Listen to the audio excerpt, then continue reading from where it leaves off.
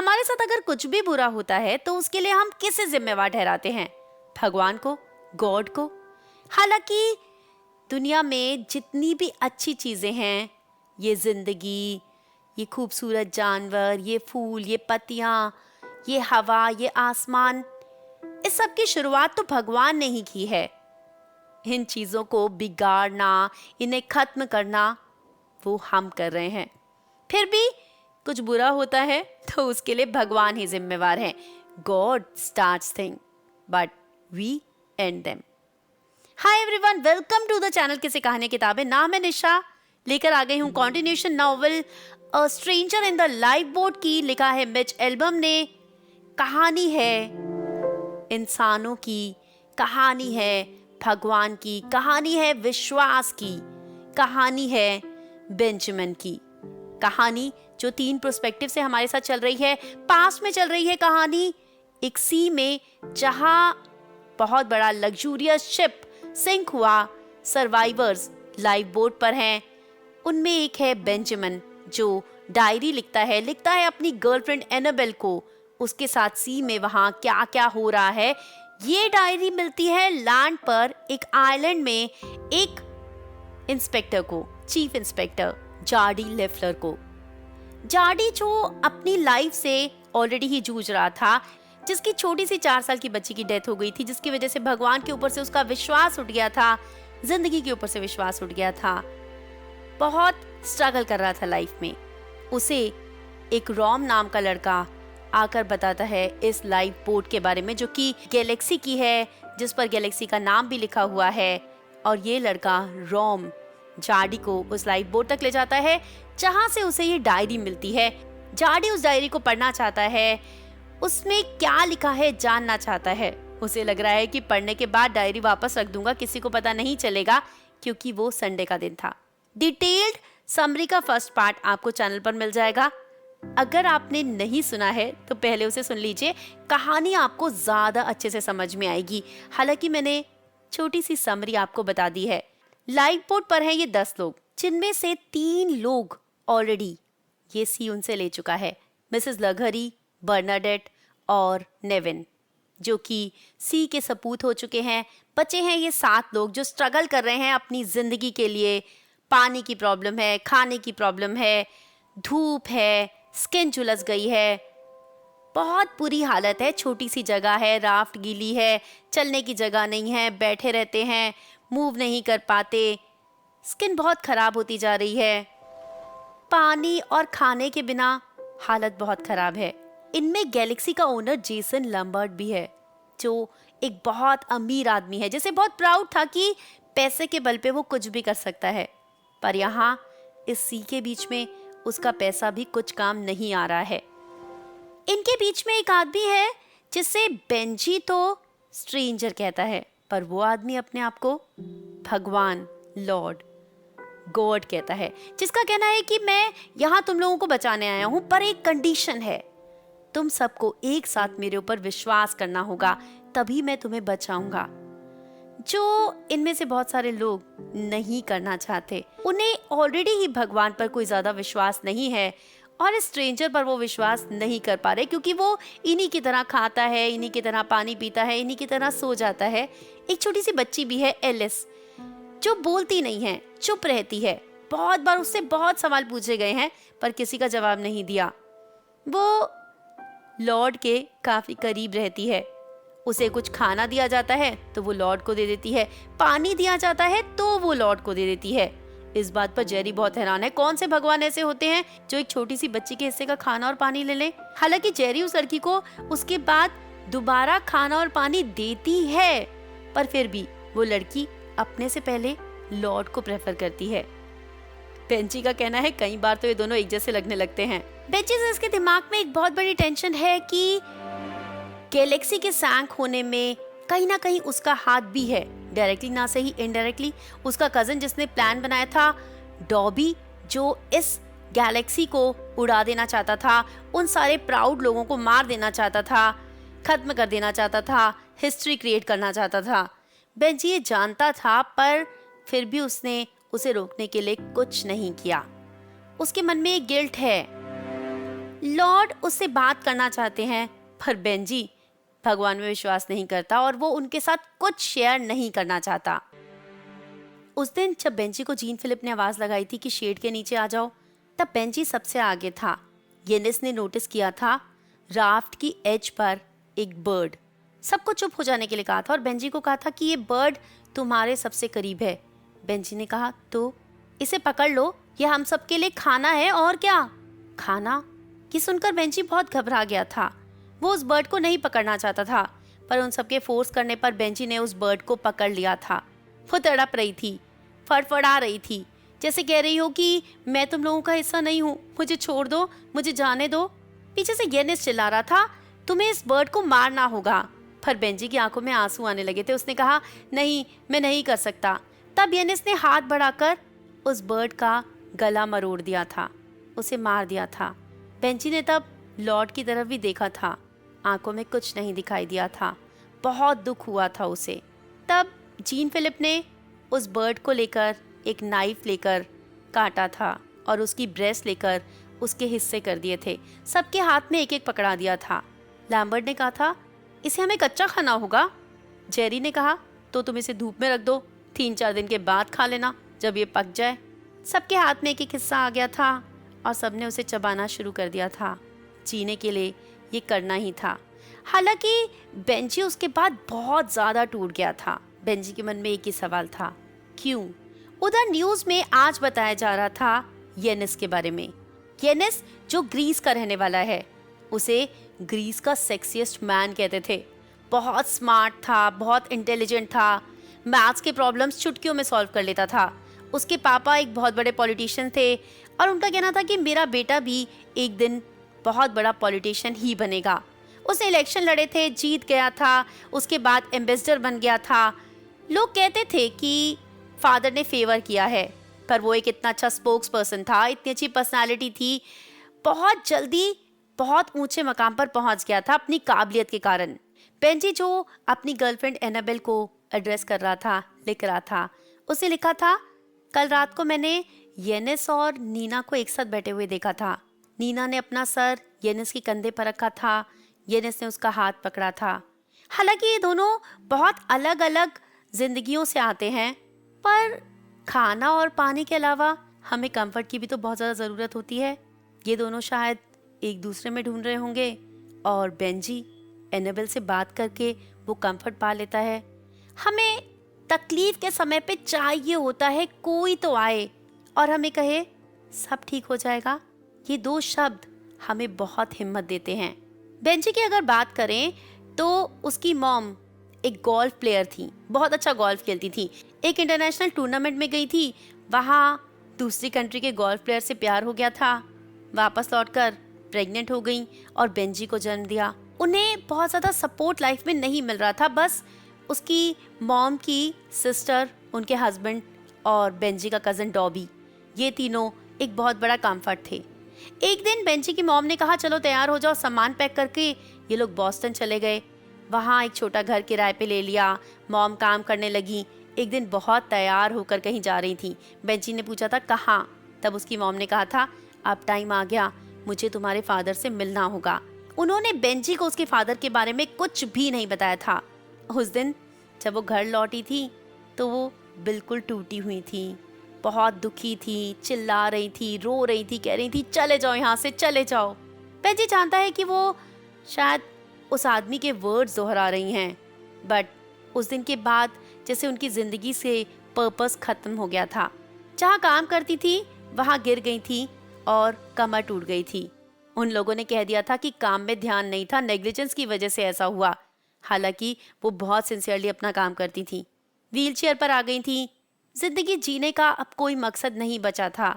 Benji उन्हें wheelchair पर घुमाता था, सब कुछ उनके लिए करता था, पर वो अब जीना नहीं चाहती थी और एक दिन वो बेंजी को छोड़कर चली गई थी। उसके बाद जैसे बेंजी की लाइफ में भी कुछ नहीं बचा था, पर उसकी लाइफ में जब एनाबेल आई तो जिंदगी उसकी बहुत अच्छे के लिए बदल गई थी। उसे एनाबेल से प्यार हो गया था, एनाबेल ने भी उसे प्यार किया था और ये दोनों साथ हो गए थे। सब कुछ बहुत अच्छा था उस दिन तक, जब तक एनाबेल उसे छोड़कर नहीं चली गई। बेंजी को जिस चीज का डर था वही हुआ। एनाबेल उसे छोड़कर चली गई। शायद इन्हीं सब कारणों की वजह से अमीर लोगों के लिए उसके मन में बहुत नफरत भर गई थी। वो अमीर लोगों से बहुत नफरत करता था। इनमें जेसन लैम्बर्ट भी शामिल था।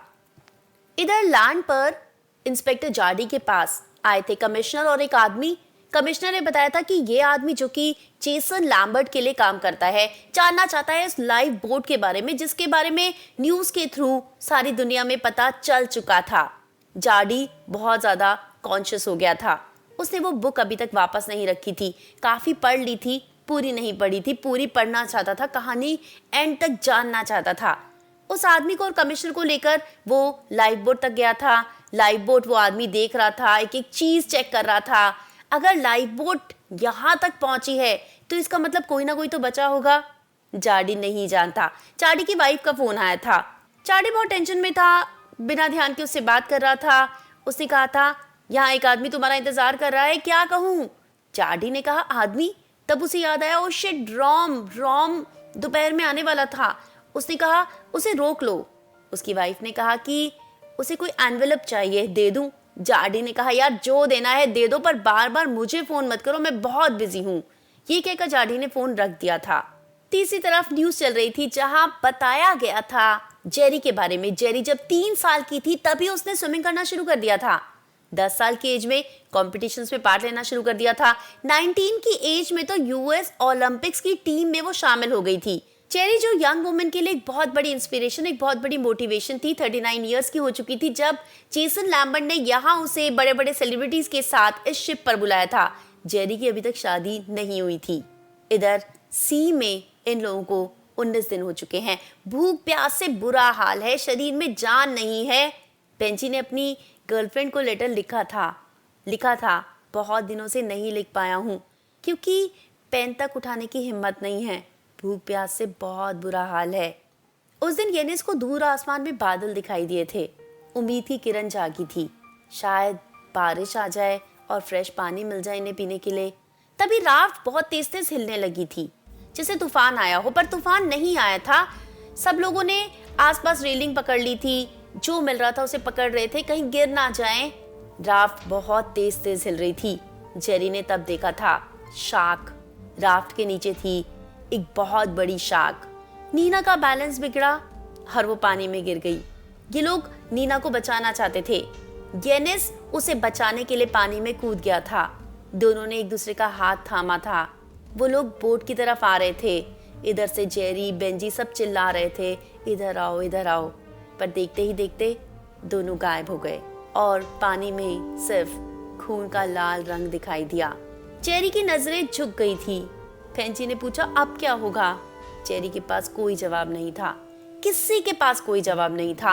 एक एक करके सब लोग इस सी के सपूत होते जा रहे हैं। अगली बारी किसकी होगी? कौन अकेला बचेगा? बहुत सारी टेंशन्स थी, बहुत सारी बातें मन में चल रही थी, जैसे समुद्र चिल्ला चिल्ला के कह रहा हो, एक एक करके तुम सबको अपने अंदर संभालूंगा। अगली बारी किसकी होगी कोई नहीं जानता था, पर क्या होने वाला है कहीं ना कहीं ये सबको समझ आ रहा था। ज्यादा दिन नहीं बचे थे। एक एक करके इन सबकी जिंदगी खत्म होने ही वाली थी। उस दिन राफ्ट में जो नीचे छेद था, जेरी उसे ठीक करने की कोशिश कर रही थी।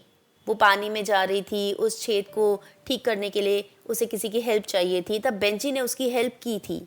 बेंजी ने जेरी को पूछा था, अगर ये लॉर्ड है तो कम से कम नीना की हेल्प तो करते। नीना तो इनमें सबसे ज्यादा विश्वास करती थी। पर लॉर्ड के पास कोई जवाब नहीं था। उन्होंने कुछ नहीं कहा था। आज रात को जब ये लोग सोए थे तो शायद सबसे खूबसूरत नजारा इन लोगों ने देखा था। पूरा समुद्र चमक रहा था, जैसे कि चांदी की परत उसके ऊपर लग गई हो। स्टिल पानी, चमक ही चमक। इतना खूबसूरत नजारा कभी किसी ने नहीं देखा होगा। जैसे वो लोग हेवन में आ गए हों, स्वर्ग के दर्शन हो गए हों। क्या ये लॉर्ड ने क्रिएट किया होगा? नहीं। एलिस सो रही थी। बेंजी उसे उठाकर दिखाना चाहता था, देख लो बच्चे, मरने से पहले ये स्वर्ग का नज़ारा देख कर जाओ।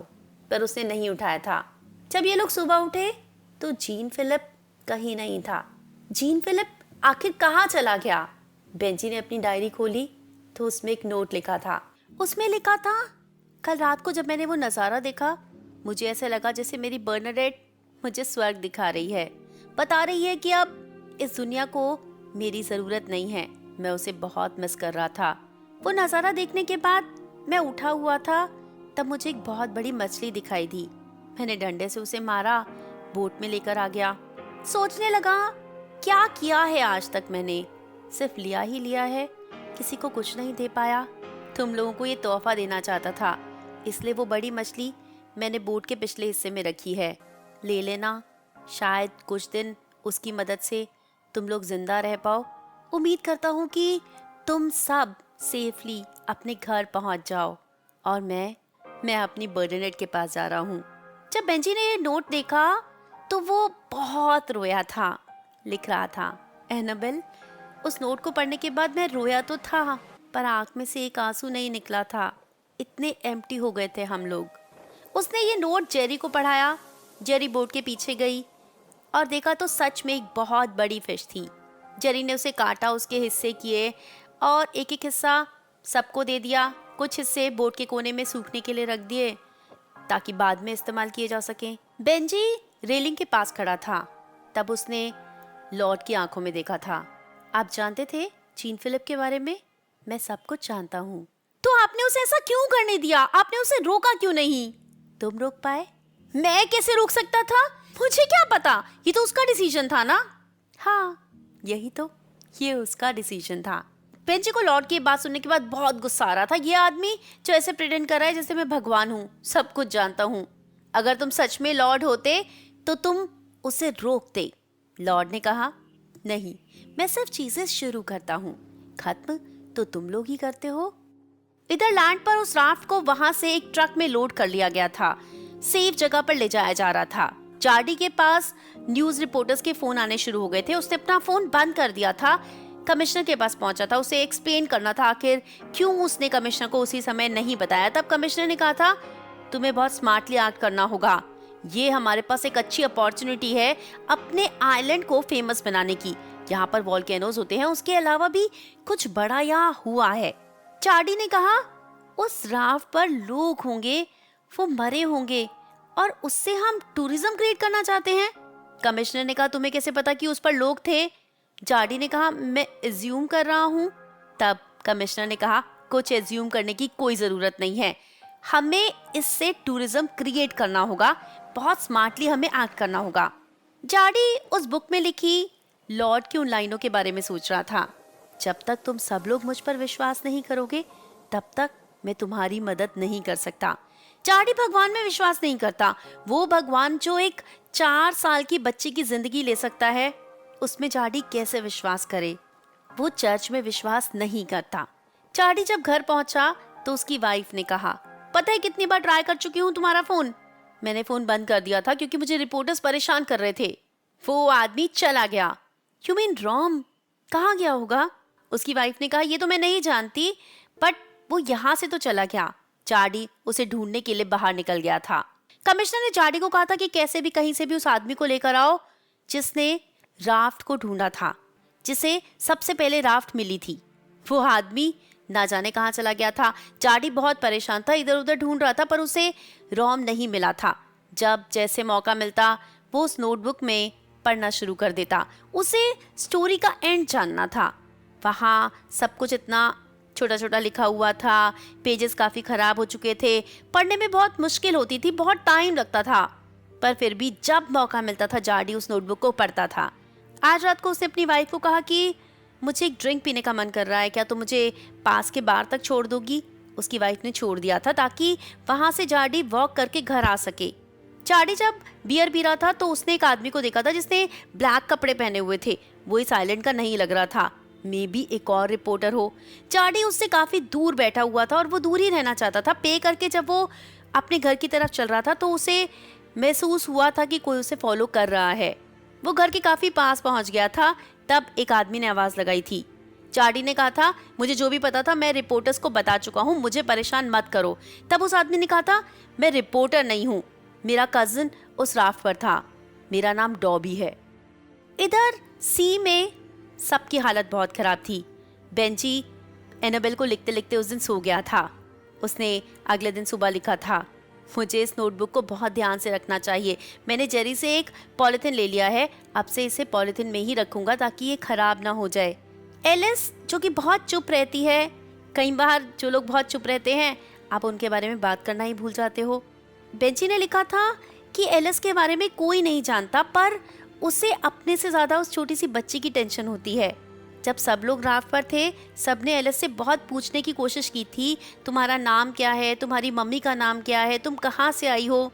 जेसन लैम्बर्ट उसको नहीं पहचान रहा था, उसे नहीं याद था, बट जेसन लैम्बर्ट तो और भी बहुत लोगों को नहीं पहचानता। चेरी का कहना था कि उस टाइम बहुत सारे म्यूजिशियंस आए थे, उसमें उसने बच्चों को भी देखा था, शायद ये उन्हीं के साथ आई होगी। पर एलिस ने किसी भी बात का जवाब नहीं दिया था। एलिस की एक आंख ब्लू और एक ब्राउन थी। पहले बेंजी ने कभी ऐसा नहीं देखा। वो ज्यादातर लॉर्ड के करीब ही रहती थी, जैसे उसे लगता था, उसे विश्वास था कि लॉर्ड उसे प्रोटेक्ट करेंगे। बच्चों और भगवान का एक अलग रिश्ता होता है, उसकी माँ ने उसे हमेशा बताया था। इधर सी पर सिर्फ 2 ही लोग बचे थे। हाँ, सिर्फ 2 लोग। बेंजी अपनी गर्लफ्रेंड एनाबेल को लिख रहा था। उस दिन उसने लैम्बर्ट को पानी की तरफ झुके हुए देखा था। उसने जेरी को बताया, तब जेरी ने देखा वहां पर एक कप था जिसके थ्रू लैम्बर्ट सी वाटर पी रहा था। जेरी ने पहले ही बताया था कि सी वाटर हमें बिल्कुल भी नहीं पीना, क्योंकि उससे हमें ज़्यादा डिहाइड्रेशन होगी, उससे हमारी बॉडी की फंक्शनिंग में बहुत इफेक्ट आएगा और हमारे दिमाग की फंक्शनिंग में भी बहुत इफेक्ट आएगा। लैम्बर्ट के दिमाग की फंक्शनिंग में इफेक्ट आना शुरू हो गया था। उस दिन इन्होंने देखा, तब लैम्बर्ट जोर जोर से चिल्ला रहा था। उसके हाथ में चक्कू था, लॉर्ड को पकड़ा हुआ था और कह रहा था, मेरी बोट से उतर जाओ, चलो जल्दी उतरो। तुम मेरी बोट पर क्या कर रहे हो? तुम मेरी बोट पर क्यों हो? मैं तुम्हारी मदद करना चाहता हूँ। मदद? और तुम कैसे किसी की मदद कर सकते हो? लैम्बर्ट बहुत गुस्से में लॉर्ड के ऊपर चिल्ला रहा था। वो कह रहा था कि तुम कभी कुछ नहीं कर सकते। लॉर्ड कह रहे थे, तुम एक बार मुझ पर विश्वास कर तो देखो।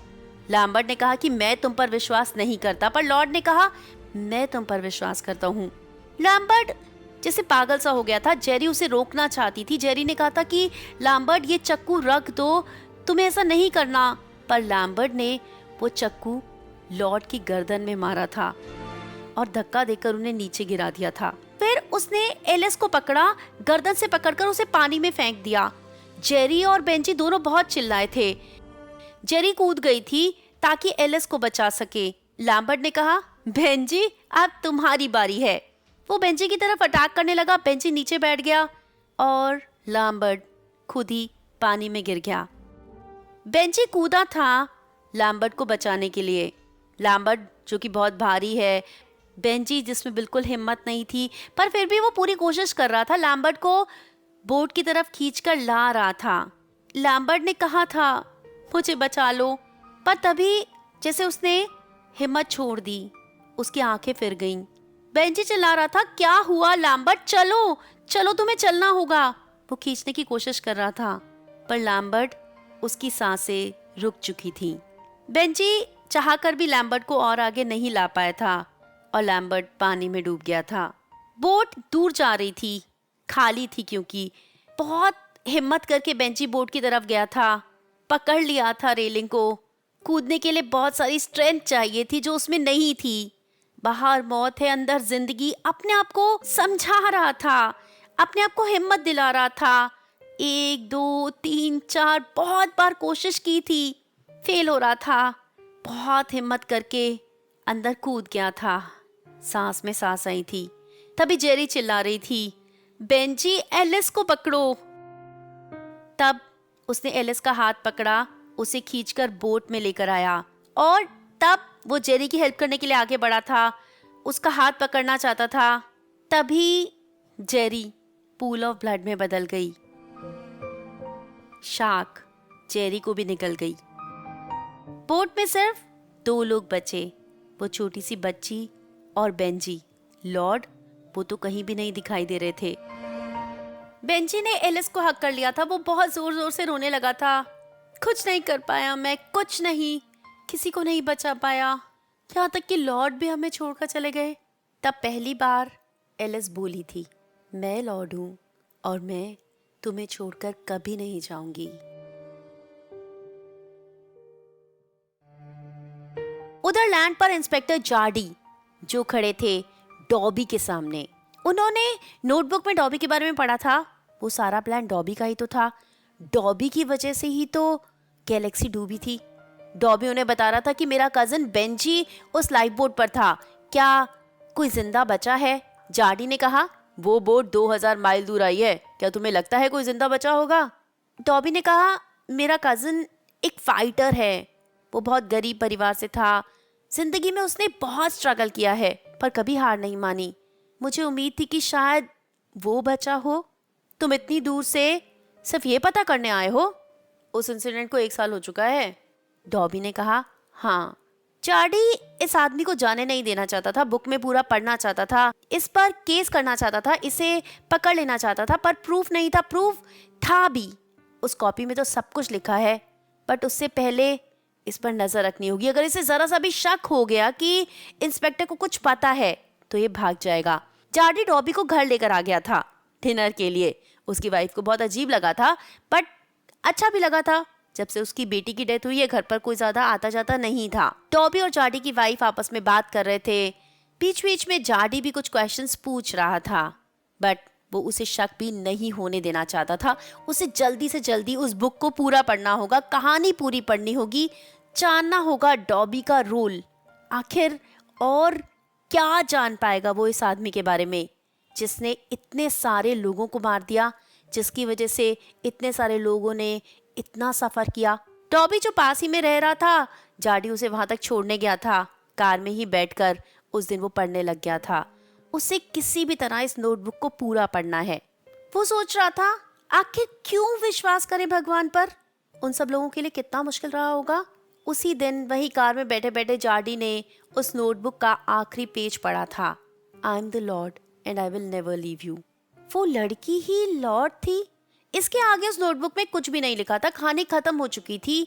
जार्डी सोच रहा था, कई जगह पर इस बात का शक तो हो रहा था, वो लड़की हमेशा लॉर्ड के साथ क्यों रहती थी, हमेशा चुप क्यों रहती थी, बट उसने लिखा है, मैं तुम्हें कभी नहीं छोड़ूंगी मेरी लिली, वो तो हमें छोड़कर चली गई। जार्डी ने डेट देखी, 10 अप्रैल, आज लिली का बर्थडे है। जार्डी ने ग्लव कंपार्टमेंट खोला जहां पर वो स्टफ टॉय रखा था, कैंगरू, जो जार्डी ने लिली को 4th बर्थडे पर दिया था। उसने इसे संभाल कर रख लिया था।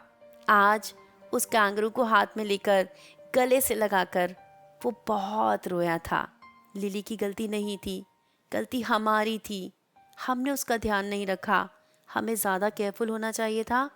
उधर मीडिया में हर जगह पे बहुत शोर मच गया था। आखिर गैलेक्सी में बहुत बड़े बड़े लोग थे, बहुत पैसा खर्च किया था, सर्च किया गया था, फिर ये लाइफ बोट क्यों किसी को नहीं मिली? क्या इस लाइफ बोट को ढूंढने की कोशिश सही से नहीं की थी? क्या और लोग भी थे जो बचे थे, जो सी में ही मर गए? उन सब लोगों को बचाने के लिए इनफ कोशिश नहीं की गई थी। बहुत सारे लोगों पर सवाल उठाए जा रहे थे, बहुत सारी कंपनीज पर सवाल उठाए जा रहे थे। आखिर कैसे ऐसा हो पाया कि एक लाइफ बोट 1 साल बाद मिल रही है? गैलेक्सी की लाइफ बोट, जरूर उस पर कुछ लोग होंगे जो हेल्प का इंतजार कर रहे होंगे। इधर जार्डी, उसे बेंजी का बदला लेना था, उसे डॉबी से उन सारे सवालों का जवाब पूछना था। एक सवाल जो बहुत इंपॉर्टेंट था वो ये था कि आखिर डॉबी जिंदा कैसे बचा? अगर वो गैलेक्सी पर था, लाइफ बोट पर नहीं था, तो जिंदा बचने का तो कोई चांस था ही नहीं। फिर डॉबी यहाँ कैसे है? सुबह सुबह ही जार्डी डॉबी के कमरे में पहुंच गया था। उसे कहा था, राइड चाहिए, चलो तुम्हें वो जगह दिखाकर लाता हूँ जहां पर लाइफ बोट मिली थी। डॉबी थोड़ा हैरान तो हुआ, पर उसने कहा, हाँ 2 मिनट का टाइम दो, अभी आता हूँ। डॉबी तैयार होकर आ गया था। जार्डी डॉबी को अकेले में कन्फ्रंट करना चाहता था, अकेले में उससे बात करना चाहता था जहां पर मीडिया ना हो, कोई उसे देखे ना। तो वो डॉबी को एक सुनसान जगह पर लेकर जा रहा था। डॉबी ने पूछा भी था कि यहाँ पर तो कोई भी नहीं है, क्या बीच का रास्ता यहीं से ही जाता है? जार्डी ने कहा था, हाँ। एक पुरानी टूटी फूटी चर्च थी। डॉबी ने पूछा था, ये चर्च है? जार्डी ने कहा, हाँ, देखना चाहोगे? अगर तुम्हारे पास टाइम है तो चलो। ये कहकर जार्डी डॉबी को उस चर्च के पास ले गया था और वहीं गन निकाल ली थी, उसके माथे पर रख दी थी और पूछा था, बताओ क्या हुआ था, क्यों मारा तुमने इतने सारे लोगों को? डॉबी देखकर बहुत हैरान था। क्या कह रहे हो तुम?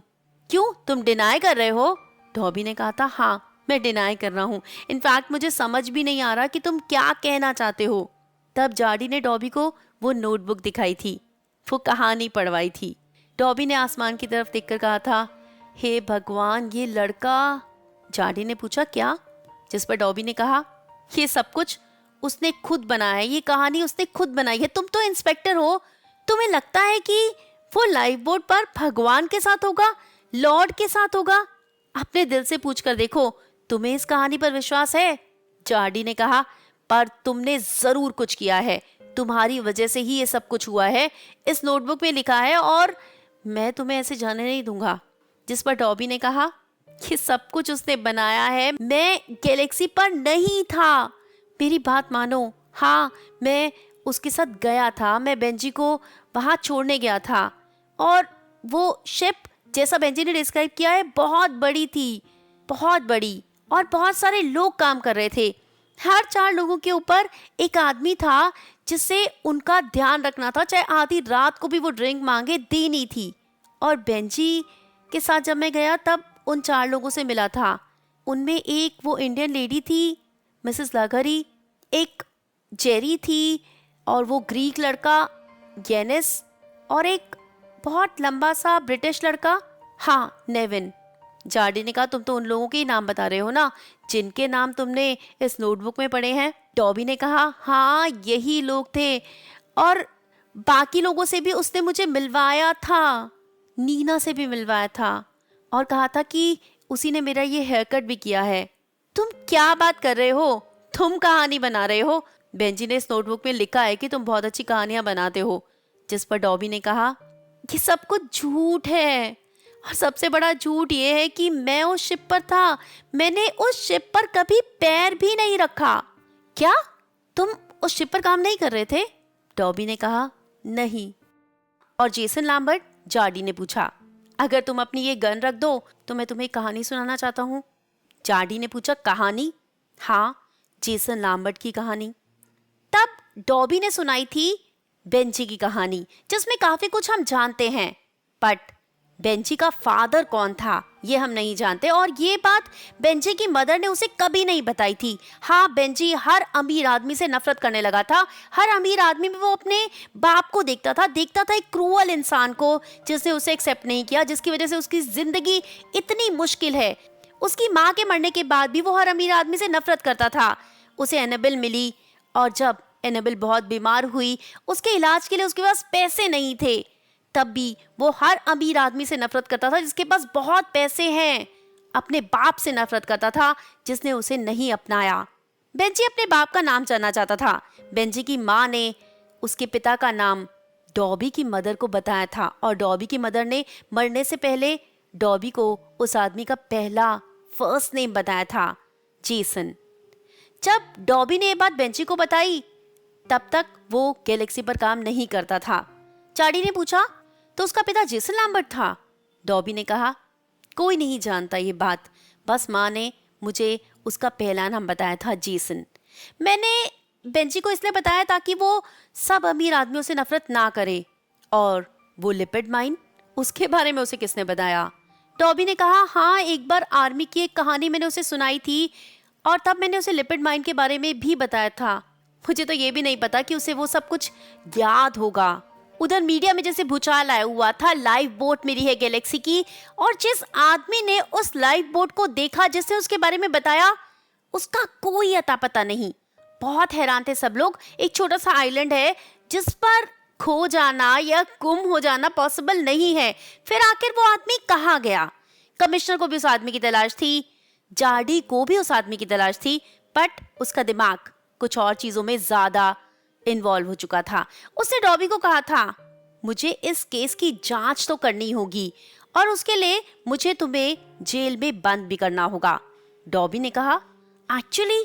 जाडी ने कहा, हाँ मुझे तुम्हें जेल में बंद करना होगा, इन्वेस्टिगेट करना होगा, आखिर इस नोटबुक में जो लिखा है वो सच हो सकता है। तब डॉबी ने कहा कि मैं तुम्हें प्रूफ दे सकता हूँ, कुछ लोगों से बात करवा सकता हूँ, मैं उस शिप पर नहीं था, पर जार्डी ने कहा, फिलहाल तुम्हें मेरे साथ जेल में चलना होगा 2-3 दिन के लिए, इन्वेस्टिगेशन पूरी होने तक। डॉबी मान गया था। डॉबी ने पूछा, पर तुम्हें उस बोट के बारे में बताया किसने? जार्डी ने बताया कि एक आदमी। डॉबी ने उसका नाम पूछा, तब जार्डी ने कहा, रोम रोश। रोम रोश, बहुत अजीब नाम है। खैर, इंस्पेक्टर ने डॉबी को जेल में बंद कर दिया था। घर पहुंचा, ड्रॉर खोला तो उसमें एक सील्ड एनवेलप था। उसने अपनी वाइफ से पूछा कि ये एनवेलप कहाँ से आया? उसकी वाइफ ने कहा, वो आदमी जो उस दिन आया था, मैंने तुम्हें कॉल करके बताया तो था कि उसने एनवेलप मांगा है। ओ माय गॉड, तो तुमने बताया क्यों नहीं कि तुमने एनवेलप यहाँ रखा है? जिस पर उसकी वाइफ ने कहा, इतनी सारी चीजें हो रही थी, मैं शायद भूल गई होंगी। जार्डी ने तब वो एनवेलप खोला था जिसमें पेजेस थे, कंटिन्यूएशन थी उस कहानी की। सी में जब अकेले रह गए थे बेंजी और वो लड़की। बेंजी बहुत ज्यादा टूट गया था, बहुत ज्यादा थक चुका था, भूख प्यास से बुरा हाल था। एक समय आता है ना जब हमें लगता है कि बस भगवान अब हमें उठा लो, अब जीने की कोई इच्छा नहीं बची। बेंजी की भी कुछ ऐसी ही हालत थी। वो भगवान को कह रहा था, अब मैं और जीना नहीं चाहता, मैं तुम्हारे पास आने के लिए तैयार हूँ। पर बेंजी सोचने लगा कि वो है तो भगवान के साथ ही। कुछ टाइम के लिए जैसे बेंजी बेहोश हो गया था। जब आंख खुली तो देखा एलिस सामने हाथ पे हाथ रखे हुए बैठी हुई है। बेंजी ने एलिस की तरफ देखा। एलिस, तुम मुझे एलिस क्यों बुलाते हो? तो क्या नाम है तुम्हारा? एलिस ही ठीक है। तुमने क्या कहा था? तुम लॉर्ड हो? एलिस ने कहा। हाँ। तो फिर वो आदमी जो पानी में गिरा, वो आदमी जो अपने आप को लॉर्ड कह रहा था? एलिस वहां से उठी और बेंजी के साथ आकर बैठ गई, हाथ पे हाथ रख लिया। मेरे साथ थोड़ी देर बैठो बेंजी। उसके बाद कब शाम हुई, कब रात हुई, सुबह तक बेंजी एलिस के हाथ में हाथ दिए बैठा रहा था। ऐसा नहीं था कि वो बोल नहीं सकता था, पर जैसे बोलने की जरूरत उसे महसूस नहीं हुई थी। तब एलिस ने कहा, पूछो बेंजी, क्या पूछना चाहते हो? वो आदमी कौन था? एक एंजल जिसके थ्रू मैं तुम लोगों से बात कर रही थी। तो वो खाना और पानी क्यों मांग रहा था? देखने के लिए तुम शेयर करते हो या नहीं। वो इतना चुप क्यों था? ताकि वो तुम लोगों की बातें सुन सके। लैम्बर्ट ने उसे मार दिया। तुम्हें लगता है? बेंजी ने अपना मुंह दूसरी तरफ कर लिया था, पर उसे वो अगला सवाल पूछना ही था। तब उसने पूछा, क्या जेसन लैम्बर्ट मेरे फादर थे? नहीं। बेंजी को अपने आप पर बहुत गुस्सा आने लगा, घृणा महसूस होने लगी। वो कितना गलत था, कितनी नफरत करता था वो उस आदमी से। क्यों ऐसा हुआ? अंदर ही अंदर, मन ही मन वो बहुत रो रहा था। अगला सवाल, उसका जवाब भी वो जानना चाहता था। तब उसने एलिस की तरफ देखकर कहा, और मेरी वाइफ, क्यों छीन लिया उसे तुमने मुझसे? एलिस ने सिर हिलाया, जैसे कि वो जानती हो ये सवाल आने ही वाला है। अपना दूसरा हाथ भी बेंजी के हाथ पर रख दिया और कहा, जब भी कोई इस दुनिया से जाता है तो यही सवाल होता है कि भगवान ने उसे क्यों छीन लिया। पर सवाल ये नहीं होना चाहिए, सवाल होना चाहिए, हम क्यों उस आदमी को डिजर्व करते थे? हमने क्या ऐसा अच्छा किया था जो हमें वो अच्छे पल मिले? क्या तुम्हें अच्छे पल नहीं मिले तुम्हारी वाइफ के साथ? बेंजामिन ने कहा, रोज मिले। तो फिर मैं क्रूअल नहीं हूँ, मैं तुम्हारा बुरा नहीं चाहती। तुम्हारे पैदा होने से पहले और तुम्हारे जाने के बाद तक मैं तुम्हारे साथ हूँ। ये दुनिया, ये संसार चलता रहता है, पर इंसान को एक ना एक दिन मरना ही होता है। सिर्फ आत्मा ही अजर और अमर है। जब भी कोई इस दुनिया से जाता है तो उसके चाहने वाले बहुत रोते हैं, बहुत दुखी होते हैं। पर विश्वास करो बेंजामिन, जो इस दुनिया से जाता है वो दुखी नहीं होता। उस एक पल एलिस ने अपना हाथ ऊपर किया था और आसमान से बादल हट गए थे। आसमान ही हट गया था। एक बहुत खूबसूरत सी लाइट बेंजी को दिखी थी और उस रोशनी के उस पार दिखे थे बहुत सारे लोग। उन सब लोगों में उसकी माँ भी थी, उसकी वाइफ भी थी और वो दोनों बहुत खुश थे। उन पेजेस में कहानी तो अभी और भी थी, पर जार्डी ने उसी समय उन पेजेस को बंद कर दिया था। उठकर वो 4 सालों में पहली बार अपनी बेटी के कमरे की तरफ गया था। दरवाजा खोला था। पीछे से उसकी वाइफ आई थी। क्या हुआ जाडी? हमारी बेटी जहाँ भी है वो बहुत खुश है, वो ठीक है, वो बिल्कुल ठीक है। उसकी वाइफ ने उसे हक कर लिया था, कहा था हाँ यही सच है। उस रात को अपनी वाइफ का हाथ थामकर जाडी पहली बार बहुत अच्छी नींद सोया था। सुबह उठा था तो एक अलग तरह की फीलिंग थी, पीस, शांति महसूस हुई थी उसे। उधर न्यूज में दिखाया जा रहा था कि सब लोग कितना परेशान है गैलेक्सी को लेकर। सर्च एक बार फिर शुरू हो चुकी है। गैलेक्सी को फिर सी के नीचे ढूंढा गया, पाया गया। आखिर क्या हुआ था, क्यों डूबी गैलेक्सी, क्या कारण थे? और इस बार देखा गया कि गैलेक्सी के बॉटम में एक नहीं बल्कि 3 बड़े बड़े होल्स थे। क्या कारण था उन होल्स का, ये पता लगाना था। बेंजामिन जो अपनी गर्लफ्रेंड एनाबेल से बात कर रहा था, उसने लिखा था ये मेरी आखिरी लाइंस हैं। मैं जानता हूँ कि तुम्हें सब पता है, तुम हमेशा मेरे साथ हो और हमेशा मेरे साथ रहोगी, पर फिर भी जिसको भी ये नोटबुक मिले उसे सच्चाई पता चलनी चाहिए। क्या हुआ था गैलेक्सी के साथ? सच्चाई बयां करना हमारे लिए बहुत मुश्किल होता है। भगवान से भी हम सच्चाई छुपाना चाहते हैं, उन लोगों से जो मर चुके हैं। क्या फायदा सच्चाई छुपाकर? पर हमें लगता है कि एक ना एक दिन वो हमें माफ तो कर ही देंगे। जो गलतियां हमने की उसकी सजा हमें नहीं मिलेगी। क्या होता है, सच्चाई सामने आ जाती है, उसके बाद हमें गुस्सा आता है, हम दुखी होते हैं और फाइनली कन्फेशन। उस दिन जब बेंजी बोट में एलिस के साथ अकेला रह गया था, बारिश आई थी, फ्रेश पानी उसे मिल गया था, उसने फिशेस कैच की थी, उन्हें खा रहा था, खाने और पानी की कमी पूरी हो रही थी, साथ था एलिस का, दोनों बातें कर रहे थे। पर बेंजी वो सच्चाई एलिस को नहीं बता पा रहा था, एडमिट नहीं कर पा रहा था कि क्यों गैलेक्सी सिंक हुई। गिल्ट अपने मन में लेकर बैठा हुआ था। एक दिन वो जब उठा तो सब कुछ बहुत काम था। एलिस उसके सामने खड़ी हुई थी। उसने कहा, बेंजी आप पानी में जाओ। पानी में? हाँ, और इसे अपने साथ ले जाना। राफ्ट के बीचों बीच वही लिपिड माइन थी जो बेंजी ने इंटरनेट पर ढूंढकर एक आदमी से खरीदी थी। बेंजी का शरीर जैसे उसका साथ नहीं दे रहा था। एलिस ने कहा, अब समय आ चुका है, इसे लेकर जाओ और इसे पकड़कर ही रखना। बेंजी उस लिपिड माइन को पकड़कर पानी में कूद गया था। पानी बहुत ठंडा था, वो समुद्र में नीचे नीचे जा रहा था। सांस लेने में दिक्कत हो रही थी, समझ पा रहा था कि अब उसका अंत आने वाला है। उसी तरह जैसे गैलेक्सी में रहे उन सभी लोगों का अंत आया था, वो भी सी के नीचे जाकर ही मरेगा। और कहीं ना कहीं ठीक भी तो है, वो ही तो रिस्पॉन्सिबल है उन सब लोगों के मरने के लिए। उसका अंत भी तो वैसा ही होना चाहिए। जो भगवान उसके साथ कर रहे हैं वो बिल्कुल ठीक कर रहे हैं, वो यही डिजर्व करता है। उस एक पल उसे भगवान में विश्वास हुआ था और उसके हाथ से वो लिपिड माइन गायब हो गई थी। वो नीचे की जगह ऊपर की तरफ जाने लगा था। वो सोच रहा था कि वो मर चुका है और जैसा लॉर्ड ने कहा था वो शायद हेवन की तरफ जा रहा है। वो सी के सरफेस पर पहुंचा था। बोट थोड़ी ही दूर पर थी। आवाज आई थी एलिस की, इधर इधर बेंजी इधर आओ। ये आवाज उसने पहले भी सुनी थी। वो हांफता हुआ बोट के पास पहुंचा था। एलिस ने मदद की थी, वो बोट के अंदर चला गया था। तब उसने कहा था, जिस दिन गैलेक्सी सिंक हुई तब भी तुमने ही आवाज लगाई थी? एलिस ने कहा, हाँ। बेंजी बोट के बीचों बीच बैठ गया था। उसने कन्फेस किया था, हाँ मैं ही वो लिपिड माइन गैलेक्सी पर लेकर आया था, एक ड्रम में छुपाकर। मैं गैलेक्सी को ब्लास्ट कर देना चाहता था। मैं जेसन लैम्बर्ट से बदला लेना चाहता था। मैं चाहता था कि जो दुख मैंने सहे हैं वही उसे भी सहने पड़े। मैंने उसकी वजह से अपनी माँ खोई थी, मेरी पत्नी बहुत बीमार थी, मैं उसका इलाज नहीं करवा पाया। हर चीज के लिए मैं जेसन लैम्बर्ट को ब्लेम कर रहा था और उसे सजा देना चाहता था। इसीलिए मैं गैलेक्सी को ब्लास्ट कर देना चाहता था। बेंजी बहुत रो रहा था। उसने कन्फेस किया था। बेंजी का सर शर्म से झुका हुआ था।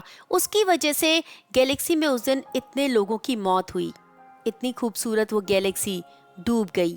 एलिस ने कहा, पर जेसन लैम्बर्ट की जिंदगी तुम्हारी तो नहीं थी ना? हाँ मैं जानता हूँ, इसीलिए मैं उस लिपिड माइन को ब्लास्ट नहीं कर पाया था। बेंजी उस आखिरी दिन जिस दिन गैलेक्सी सिंक हुई, तुम क्या कर रहे थे? बेंजी सोचने लगा कि वो रेलिंग के पास खड़ा हो गया था, सर नीचे झुका लिया था, सोच रहा था एनाबेल के बारे में, सोच रहा था अपनी जिंदगी के बारे में। उसे हमेशा दुख ही दुख मिला, सब लोग उसे छोड़कर चले गए, उसकी जिंदगी में कोई खुशी नहीं है, वो जीना नहीं चाहता था। बोलो बेंजी, तुमने क्या किया था उस आखिरी दिन? बेंजी ने कहा, मैं गैलेक्सी से कूद गया था। पर गैलेक्सी के ब्लास्ट होने का कारण तो मैं ही हूं ना। सर शर्म से झुका हुआ था। तब एलिस ने कहा, सर ऊपर कर लो बेंजी, तुम्हारी वजह से गैलेक्सी ब्लास्ट नहीं हुई। बेंजी ने अचानक से सर ऊपर किया। क्या? मेरी वजह से गैलेक्सी ब्लास्ट नहीं हुई? पर वो लिपिड माइन तो मैं ही लाया था ना वहां पे। लिपिड माइन एक्सप्लोड नहीं हुई बेंजी। तो फिर गैलेक्सी सैंक कैसे हुई? मैंने कूदने के बाद देखा था गैलेक्सी को डूबते हुए। तभी पानी में 3 बड़ी बड़ी वेल्स दिखाई दी, जिनके मूवमेंट से ये दोनों पानी में भीग गए थे। एलिस ने कहा, वो देखो, उनकी वजह से गैलेक्सी सिंक हुई। इतने बड़े क्रीचर्स बेंजी ने आज तक नहीं देखे थे। अब मैं क्या करूं एलिस? एलिस जो बोट के कोने में चली गई थी, अपने आप को माफ कर दो और अपने इस विजडम को यूज करो मेरी ग्लोरी फैलाने के लिए। वो कैसे? तुम्हें अगर कोई भी मिले जिसे तकलीफ हो, उसकी मदद करो। एलिस जैसे पानी में जाने वाली थी तब बेंजी चिल्लाया था, रुको, मुझे छोड़कर मत जाओ। एलिस ने कहा, मैं तुम्हें छोड़कर कभी नहीं जा सकती। बेंजी राफ्ट के बीचों बीच बैठ गया था, टूट गया था बिल्कुल। तब एलिस ने कहा था, हम सबको किसी न किसी की जरूरत होती है बेंजी, और तुम्हारे पास हमेशा मैं हूं। ये कहकर एलिस पानी में कूद गई थी। जब बेंजी ने देखा तो वहां कुछ नहीं था, सिर्फ नीला पानी। उधर न्यूज में गैलेक्सी के सिंक होने का कारण आ रहा था। रिपोर्टर्स ने फाइंड आउट कर लिया था, कंपनीज ने फाइंड आउट कर लिया था कि आखिर क्या हुआ था। गैलेक्सी में 3 बड़े बड़े छेद थे। साइंटिस्ट का कहना था कि वेल्स ने गैलेक्सी को अटैक किया है, क्योंकि गैलेक्सी पर बहुत तेज म्यूजिक बज रहा था। गैलेक्सी का बॉटम रेड कलर का था, जिससे वेल्स अट्रैक्ट होते हैं। गैलेक्सी का बॉटम फाइबर का था, ताकि गैलेक्सी बहुत फास्ट मूव कर पाए, और उसी फाइबर को तोड़ना वेल्स के लिए बहुत आसान हो गया था। गैलेक्सी के डूबने का कारण कुछ और नहीं था, वेल्स थे। फाइनली सबको पता चल गया था गैलेक्सी के सिंक होने का कारण। चार्डी को पता चल गया था कि डॉबी रिस्पॉन्सिबल नहीं है। उसे जेल से छुड़वा लिया था, उसे एयरपोर्ट तक लेकर गया था, और उसे बेंजी की वो नोटबुक, वो पेजेस दे दिए थे। डॉबी ने कहा था, क्या सच में मैं इन्हें ले जा सकता हूँ? तब चार्डी ने कहा, तुम उसकी फैमिली हो, ऑब्वियसली तुम्हारा इन पर हक है, इससे मुझे कोई प्रॉब्लम तो नहीं होगी? चार्डी ने कहा, नहीं, ये नोटबुक एग्जिस्ट ही नहीं करती। एक बार दोबारा डॉबी ने पूछा, उस आदमी का नाम जिससे वो राफ्ट मिली थी? तब जार्डी ने कहा, रोम रोश। रोम रोश, अब याद आया, हिब्रू में इसका मतलब होता है गॉड लिफ्टेड माई हेड। ये बताकर डॉबी चला गया था। जार्डी अपने पुलिस स्टेशन आ गया था, सोच रहा था गॉड लिफ्टेड माई हेड। जब जार्डी उस लाइफ बोट को सर्च कर रहा था, तब वो आदमी समुद्र की तरफ ही देखे जा रहा था। उसने जार्डी को इंस्पेक्ट करने दिया था, शायद वो चाहता था कि जार्डी को वो नोटबुक मिले। जार्डी एक बार फिर उसी बीच पर गया था। वहां एक आदमी कोने में बैठा हुआ था। तुम यहाँ पर बैठे हो, सब लोग तुम्हें ढूंढ रहे हैं। रॉम ने जार्डी की तरफ देखा था। तुम यहाँ थे और तुम्हें वो बोट मिली? जार्डी ने पूछा। रॉम ने कहा, हाँ, तुम चाहते थे ना कि मैं ये बुक पढूं? रॉम ने कहा, हाँ, मुझे लग रहा था कि तुम्हें इसकी जरूरत है। पर तुम्हें ऐसे कैसे पता चला? जार्डी ने पूछा। रॉम ने कहा, जब मैं पुलिस स्टेशन आया था, तुम्हारी फैमिली की फोटोग्राफ देखी थी, तभी समझ गया था तुम्हारी जिंदगी में कुछ तकलीफ तो है। इन पेजेस को पढ़कर तुम्हें फायदा हुआ? जार्डी ने कहा, हाँ, बहुत फायदा हुआ। क्या तुम इस बुक में विश्वास करते हो? जार्डी ने कहा, हाँ, कुछ हद तक। मैं विश्वास करता हूँ कि बेंजी उस लाइफ बोट पर था। अकेला नहीं, अकेला तो नहीं। बेंजी, तुम कैसे मैनेज कर पाए अकेले यहाँ तक पहुँचना? बेंजी ने कहा, मैं अकेला कभी नहीं था। चार्ली ने डॉबी को बता दिया था, वो वापस लौट आया था। बेंजी और डॉबी दोनों एक दूसरे के गले मिले थे, बहुत खुश हो गए थे। चार्ली को पता चल गया था कि उसकी वाइफ प्रेग्नेंट है, उसकी लाइफ में खुशियां आ गई थी। ये स्टोरी पढ़कर चार्ली की लाइफ तो बदल गई थी, पर क्या आपकी लाइफ बदलेगी? क्या आप इस कहानी में विश्वास करते हैं? भगवान में विश्वास करते हैं? भगवान में हमें विश्वास जरूर करना चाहिए, क्योंकि इससे हमें स्ट्रेंथ मिलती है, पावर मिलती है गलत ना करने की, सही दिशा में जाने की। उम्मीद करती हूँ ये कहानी आपको बहुत पसंद आई होगी, इससे आपको कुछ सीखने को मिला होगा, जिंदगी में कुछ पॉजिटिव चेंज जरूर आएगा। अगर आपकी लाइफ में कुछ पॉजिटिव चेंज आया है तो मेरे साथ शेयर करना बिल्कुल मत भूलना, मुझे बहुत अच्छा लगेगा। कमेंट बॉक्स में कमेंट करना, कहानी पसंद आई है तो अपने दोस्तों के साथ शेयर करना। इसी के साथ दीजिए इजाजत, जल्दी लौट कर आऊंगी एक और इंटरेस्टिंग नॉवल की समरी के साथ। Till then stay happy, keep smiling and keep waiting for me. Bye bye, take care.